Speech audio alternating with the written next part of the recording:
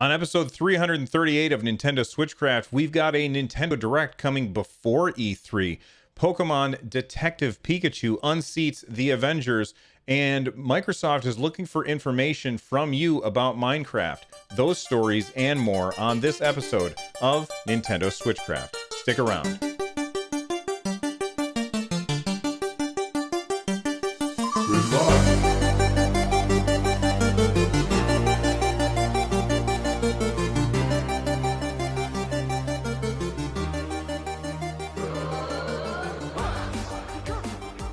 All right, everybody. Nintendo SwitchCraft is brought to you live 3 times a week on Tuesdays and Thursdays at 3 p.m. U.S. Eastern, and on Saturday at whatever time I can get to it. Tune in live over at twitch.tv/runjumpstomp. This episode of SwitchCraft is brought to you by Mikey B Playing. Get SwitchCraft and my other content ad-free for as little as $1 by heading on over to patreon.com/runjumpstomp. Paperboy from Mindscape for your Nintendo Entertainment System. I know I said that it comes out on Tuesdays and Thursdays and Saturdays, but Thursday's episode, right now this is Tuesday, I'm recording this on the 14th of May, and Thursday, I have to work late. I don't know how long the meeting after work is going to go, so I don't know what time the podcast will be. I'm just happy that I'm able to give you guys fair warning for once, because most of the time when I have to work late, it's a surprise. And I just tweeted out afterwards. Speaking of which, if you don't already follow me on Twitter, make sure that you head on over to twitter.com/runjumpstomp so that you can get all of the up-to-date news and stuff like that. We'll talk more about Twitter in a little bit. Let's start off today's episode with some surprising news. Well, it surprised me anyway.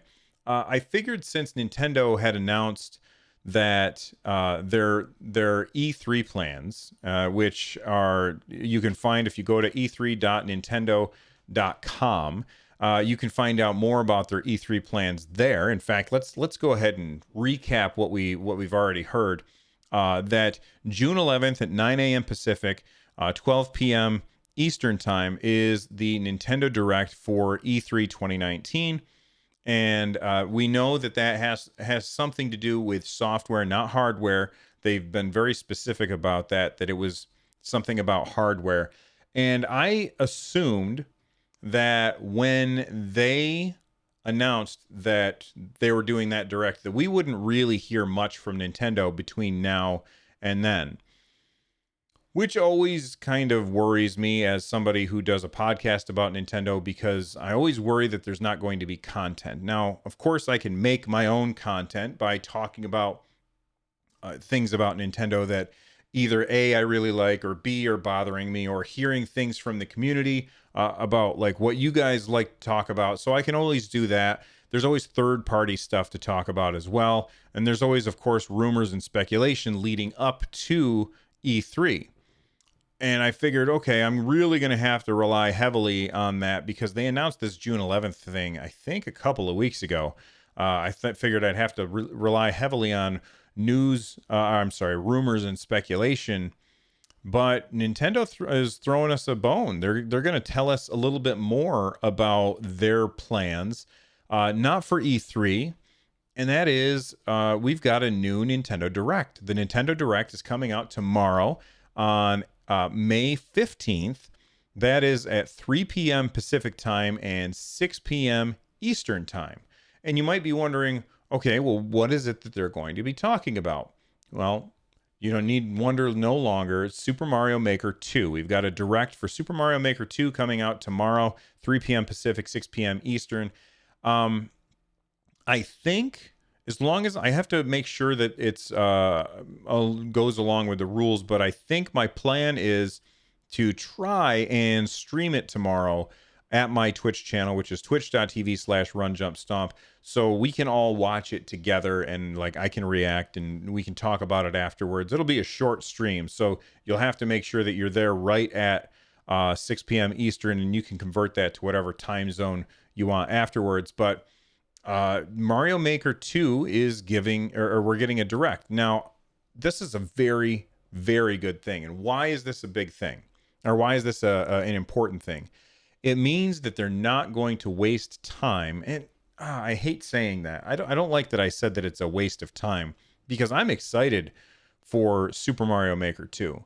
But it means that they don't have to spend time talking about that particular game at E3, which is coming out relatively soon. I think Mario Maker 2 launch date, I think it's in July. Initial release date is June 28th. So June 28th, like, you don't want to release that information at E3 with the game coming out right afterwards. I think you want people to start to get people excited ahead of time and get those pre-orders done, especially before all this other summer stuff is announced, which is going to get announced at E3. So I think it's a good thing that Nintendo is going to give us a direct that's more than a month before the game comes out, and roughly a month, because today's the 14th, so it's a little bit less than a month before E3. That'll give us a lot of stuff to talk about. This E3, this Nintendo Direct is going to be about 15 minutes. And I think that if the Nintendo spent 15 minutes of their E3 Nintendo Direct on Super Mario Maker 2, that would tick off a lot of people. Not because people don't like this game, but because people want to hear about stuff that's coming down the road a little more. Even if Nintendo doesn't tell us anything about Super Mario Maker 2 between now and June 28th when the game releases, I think most people would probably be okay with that, because it's a little tiny bit over a month. It's like 40 days until the game releases. And then we'll just be able to play it and figure out everything on our own. So you don't want to take up time at E3 to talk about something that's about to come out. At least I think it's a good move that they're pulling that out. Now, what surprises me about this the most is that they had planned on talking about it for 15 minutes.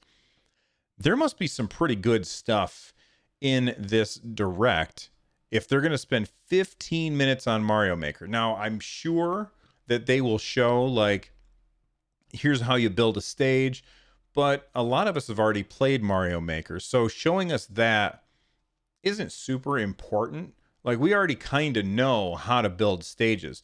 The difference is, before we had now we have a capacitive touchscreen.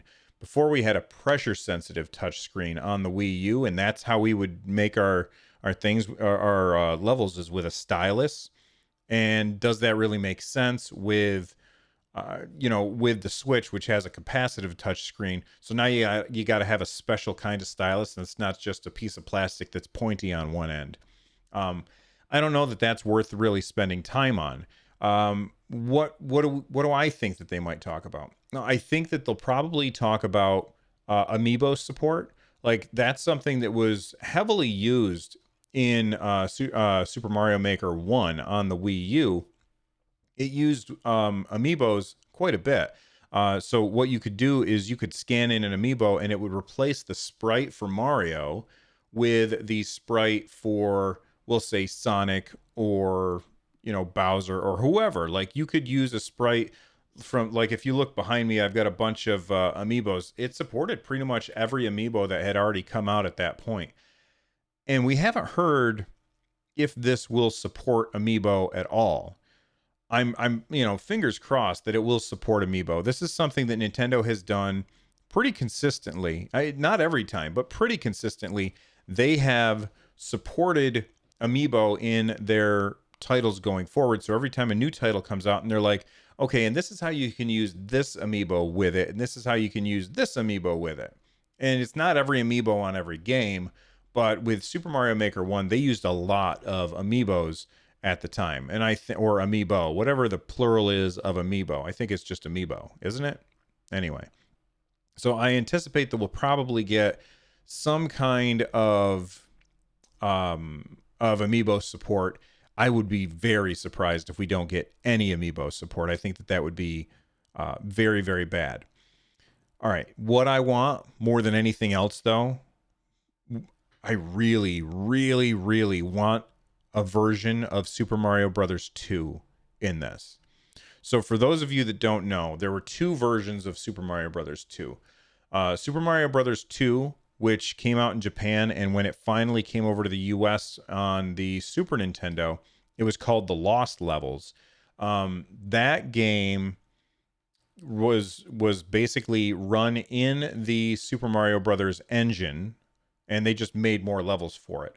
And they didn't bring it over to the US originally because they thought that Western players would think that it's too unfair. There was a lot of randomness to it, like you would have wind blowing, and in the middle of your jump the wind would stop, or in the middle of your jump the wind would start, and that would change how far you could jump, and so you would die, and it's really not your fault that you died. They had things they had a lot of blind jumps where you didn't know where the other end of the ledge would be. And, a lot of people, myself included, would say that blind jumps are generally bad game design because you can't tell what you're supposed to do. And so the only way to figure it out is to attempt it and then see the failure and then come back and do it. Now, I'm not saying that failure in a game is bad because, that's how we learn things. But when you have no shot at getting it the first time, except for just dumb luck, that's just bad game design. So Nintendo determined that version of Super Mario Brothers 2 was too difficult, but they wanted to bring something to the US, so they took another game that they were working on called Doki Doki Panic. Featured 4 characters. They were in like this dream world, and they said, okay, well, we'll just replace the sprites of the Doki Doki Panic characters with characters from Super Mario Brothers. So they had Mario and Luigi, of course, and then they added Toad and the princess. And they each controlled in their own way.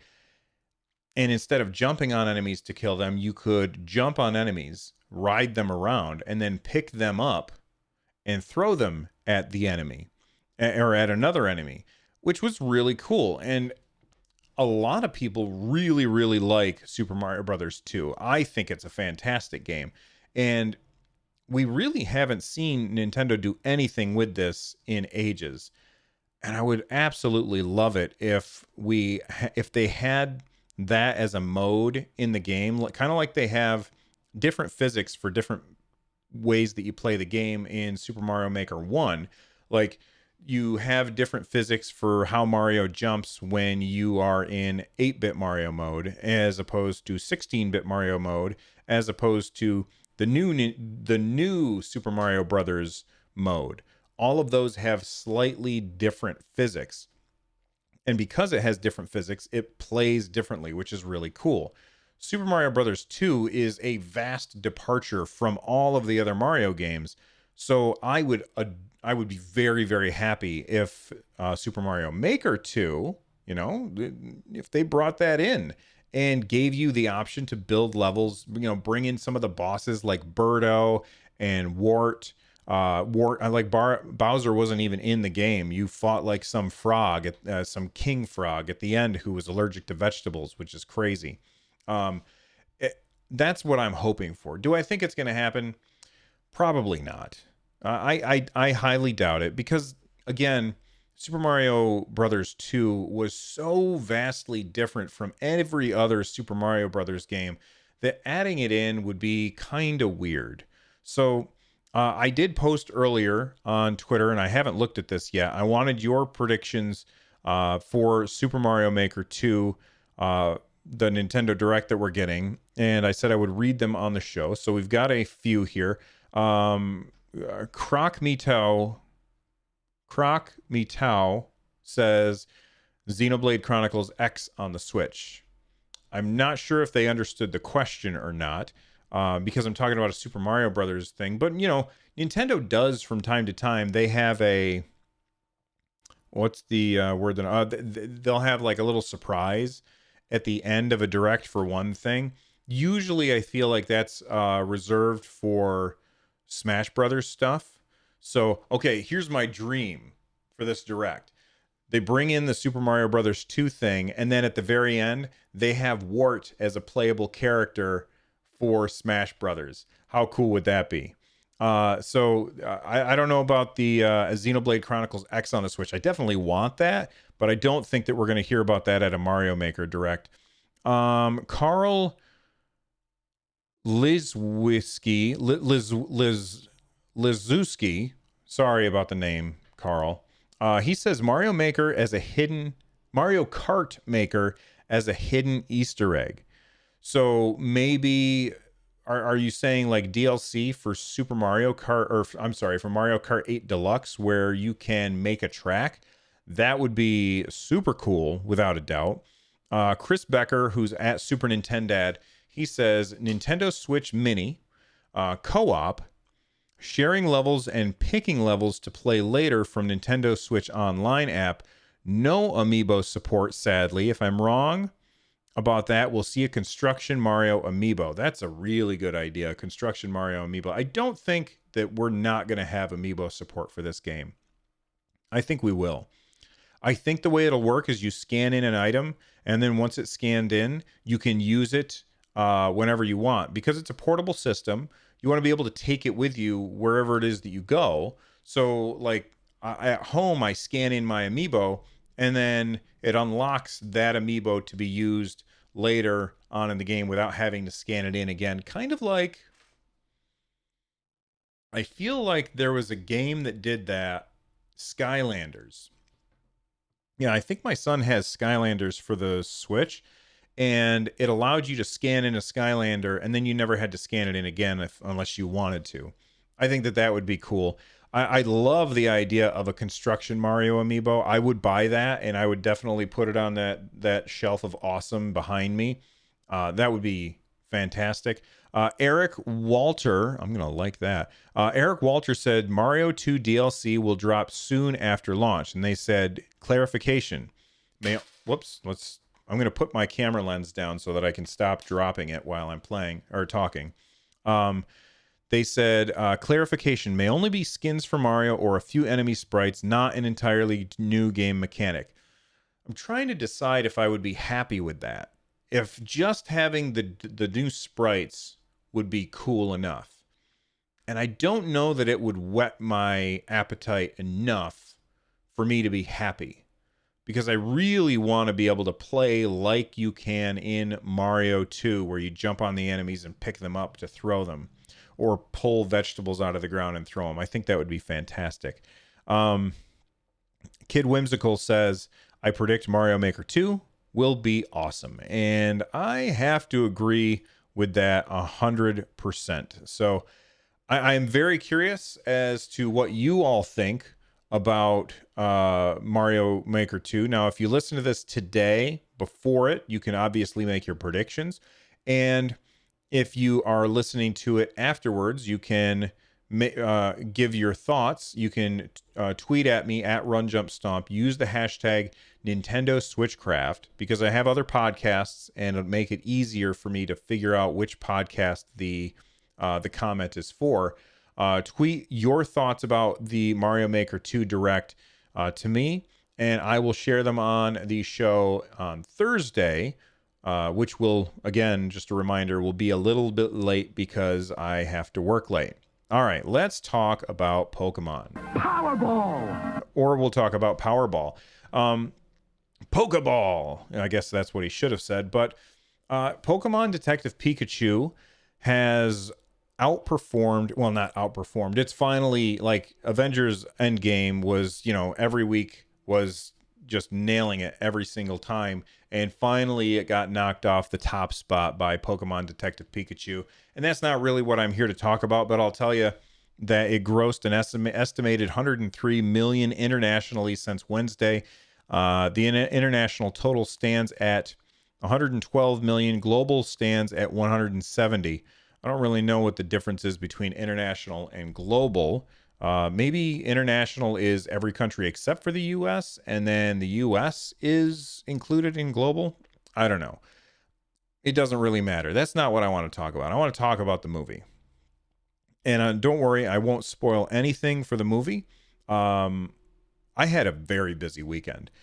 Friday, I recorded an episode of Run Jump Stomp. I had one of my podcasting heroes join me on the show. It was Scott Johnson. If you haven't already subscribed to that show, go subscribe to Run Jump Stomp at runjumpstomp.com/shows and listen to that. We had a really good conversation about loot boxes and his thoughts and my thoughts about the PlayStation event that we just got to watch last week. And then I went to Comic-Con on Saturday. I took my family to Comic-Con for the Ottawa City Comic-Con up in Canada. Took my family to that. And because I was going to be gone all day Sunday, Friday night, I also recorded an episode of Nintendo SwitchCraft. It was pretty light on content because there was like no time from I recorded on Thursday and then I recorded again on Friday. So it was really short. It was my ideal podcast length of about 20 minutes, which I'm already past for this episode. So sorry about that. So then we got back on Saturday, and then Sunday was Mother's Day, and my wife wanted to go see the Pokemon Detective Pikachu movie for Mother's Day is like a family thing to do together. And we did that and ate ice cream, which I'm still, feeling the effects of down there in my old belly. Pants are a little bit tighter after that weekend, but let's talk about the Pokemon movie. It's really good. It's really good. It's fun. I mean, is it my favorite movie of all time? No. Will I buy it? Sure. It was really, really fun. I enjoyed it. It had a good story. Ryan Reynolds did a great job voicing Pikachu. There was a lot of funny moments that I really liked. Everybody was afraid that he was going to Deadpool the hell out of this thing, and he just didn't. He played the character the way I feel like it just fit perfectly. I know there's people who are like, the idea of a Pikachu that talks is ridiculous. Okay, that's fine. They explain why in the movie it makes sense, and it was just a lot of fun. So if you enjoy Pokemon at all, then you're going to want to check out the Detective Pikachu movie because it's really enjoyable, and it's not Avengers Endgame, that's for sure. But it's fun, and if you haven't watched it yet, you should. Now bring the arcade experience home because your vision is our vision. ColecoVision. Microsoft wants to know about your vision. They want to know what you guys think needs to happen to Minecraft. This is a post on the Reddit forums. If you don't know, Reddit is like a forum for everything. And the community manager at Mojang, who is owned by Microsoft, posted this this thread on the Nintendo Switch subreddit. They said, "Hi folks, first, thanks so much for all of your comments on the original post by username Atomic Kittens Attack." I love that username. That's a great username. They said, "As they have provided us with additional important information. Just to clarify, we're talking about Minecraft on Nintendo Switch, the game that is just called Minecraft, not the game that is called Minecraft Nintendo Switch Edition, which is an older version of the game that they ended up getting rid of, which was very confusing as to why they did it that way, but okay." They said, and the original post, actually, I suppose I should go to the original post. The original post is basically saying that there's a lot of glitching and locking up for Minecraft on the Switch, and it's taking a long time to load, and people were getting sick of it, and they posted a bunch of stuff on Reddit, and Mojang said, okay, well, let's pay attention to what they're saying and take that into account. So they said, thank you for all of those posts. Then they said, on Friday afternoon, we played an internal 1.12 build, and a fellow team member joined me on an Xbox One. I was the host, so the Switch was the host. They said that they played for over an hour on creative in a busy village with a lake full of fish nearby. I tried a number of different activities and maintained around 60 frames per second the entire time. No crashes, no lag. Hooray. Now, we still have more testing to do, but I wanted to give an update to basically for us. It would really help if anyone who is experiencing issues with performance on Minecraft to comment and let us know the following. So, If you are playing Minecraft on the Nintendo Switch, again, not the one that was discontinued, that was Minecraft Nintendo Switch Edition, just the one that is called Minecraft. If you're playing it and you're running into issues, they want to know what you think. They need to hear, they need your feedback. And if you want the game to be awesome, then that's the kind of thing you do. You give feedback. All right. So they said these are the things they want to hear about. Are you playing on the cartridge version or on a digital version? Do you have any mods or resource packs or texture packs installed? And if so, please list them. Approximately how many worlds you have saved on your Switch if you're playing single player or multiplayer, with you joining another person's world, or multiplayer with somebody joining your world or playing on Realms. What is around you and what are you doing when you notice the most lag, and anything else that you think might be helpful info for them. Then they said, thanks so much, blah, blah, blah. Don't send them DMs. Just reply to this thread. So if you want to help out and make that game better, all you got to do is tell them what the problems are that you're running into. And if you follow the link in the show notes, you will find this link that will take you to this post, and you can reply to it and let them know what the problem is so that it can get fixed. And I know that there's people who are saying, well, they already shipped this game. How come they're running into all these problems? Shouldn't it be worked out already? And to those people, I say, when you're working on something as complicated as a video game, you need a very, very large pool of people to test things for you. And I don't know, most consoles don't really give you a way to beta test. And I notice I said most. I'm sure that there are consoles that let you, and I'm sure that there are examples of where you can beta test this. That's not really the case that I'm talking about here. Most consoles tend to not give you a chance to beta test software, especially if that software is already live. So if it's a live game that's being updated on a continual basis, they don't give us a chance to test it on consoles. Now on PC, that tends to be different. Like, for example, on an MMO, they're going to have a beta server where you can test changes before they get pushed to the live game. So they'll have a large pool of players that can tell them what's wrong with the game, because there's too many different variables for them to try and work out. And that's what they're asking for here. I know it seems like you're beta testing live software that you've paid for, and that might be frustrating, but if you're frustrated by it, then you're going to have to help them out if you want it to be working as good as it can be. At least that's how I look at it. I don't think that they're asking you too much to ask that. Does that make sense? All right.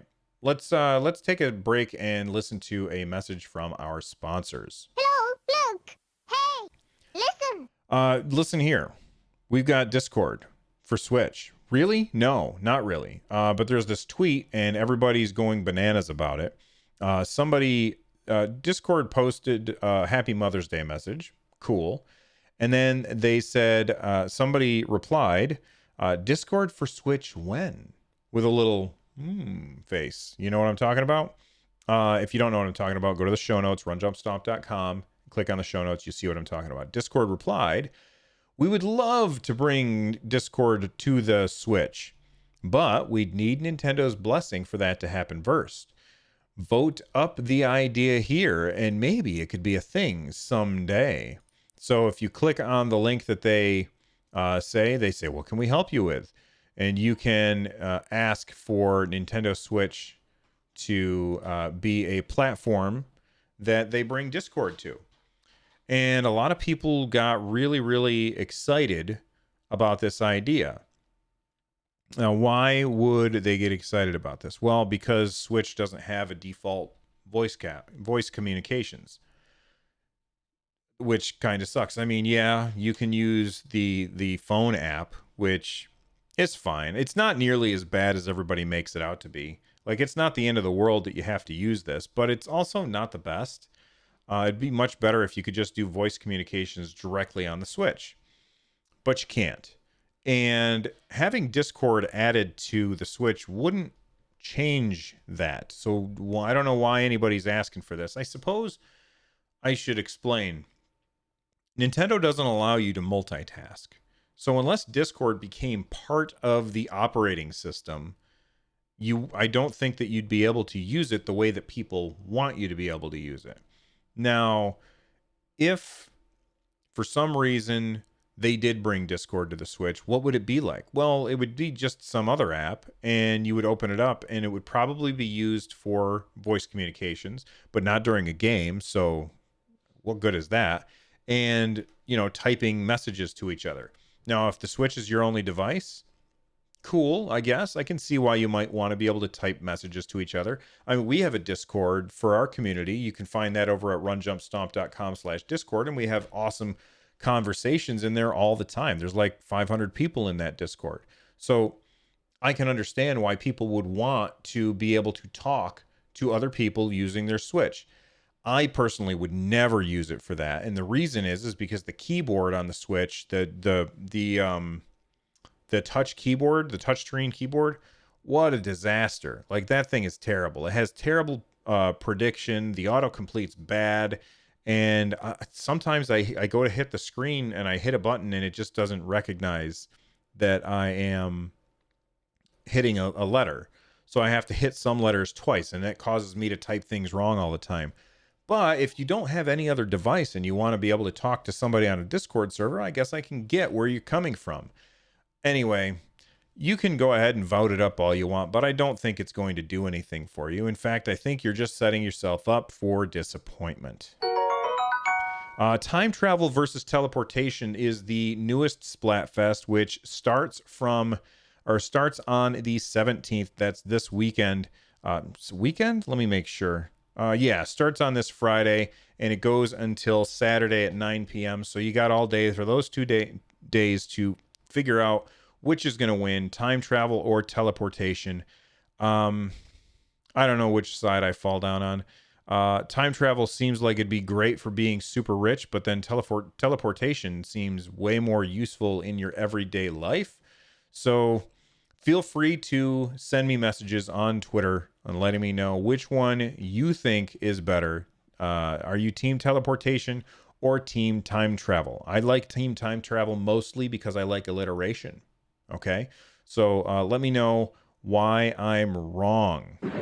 Introducing the next generation from Nintendo. New Super Mario World. Created especially for the Super Nintendo Entertainment System.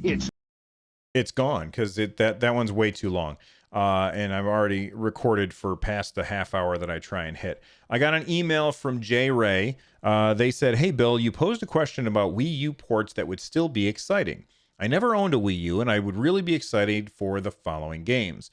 Wind Waker HD. Hell yes, that would be fantastic. Pikmin Trilogy HD. Or just Pikmin 3 if I can't get 1 and 2. Okay, I'm not a huge Pikmin fan. I think that they're great games, but they just don't appeal to me. Mostly because I don't like real-time strategy games very much. Super Mario 3D World. Very, very fun 3D platformer. So, yeah, I agree with that. These next two probably don't count because they're not exactly Wii U games, but Metroid Prime Trilogy HD, yes, please. And Mario Galaxy 1 and 2, yes, please. Yes, please. Yes, please. I would love to get those games on the Switch. And I know that there are people who get angry when a new port is announced for the Switch, like, oh boy, here we go with another port. Guess what? If you already played the damn thing, then just don't buy it. What do you care if somebody brings a port? Listen, Nintendo is not putting their best teams on it. They're putting a small number of developers that can probably nail the port really, really quickly in order to bring something from the Wii U to the Switch. And that allows people who didn't play these games the first time around, or people who traded in their systems because they didn't have enough money to buy a Switch without trading in their Wii U. It allows them to play a game that they want to play. So for those of you out there who are angry about ports all the time, all I can say is, God, get over it. You're still getting lots of games, and if you don't want it, you don't have to play a game just because it comes out on the platform. You don't have to. Nobody's forcing you to buy Metroid Prime Trilogy HD if it comes to the Nintendo Switch. So just let those of us who are excited about the ports be excited. And I guess I should take my own advice and say, if you want to be mad about it, be mad. It doesn't really affect me. I don't care if you're mad. Any of those, he goes on to say, any of those would make me very happy, as I'm not a big fan of most of the Nintendo franchises is putting out this year. Yeah, if you're not a fan of Fire Emblem or Luigi's Mansion or Pokemon, then maybe this is a bad year for you and you're hoping for some ports, you know? Think about everything. Think about everything. All right, it's time to get out of here. Well, excuse me, princess. Become a part of the community over at runjumpstomp.com/Discord. Like I mentioned before, you can also watch the show live over at twitch.tv/runjumpstomp. Get a hold of me by tweeting at runjumpstomp and use the hashtag Nintendo SwitchCraft. If you want to support the show, runjumpstomp.com/thank-you is one way to do it. There's lots of ways. And you can also check out my other podcasts over at runjumpstomp.com/shows. The music that you are about to hear right now is Corneria Star Fox Remix by Noteblock. It's awesome. Check out their stuff over at runjumpstomp.com/music. Bye-bye, everybody. Thank you.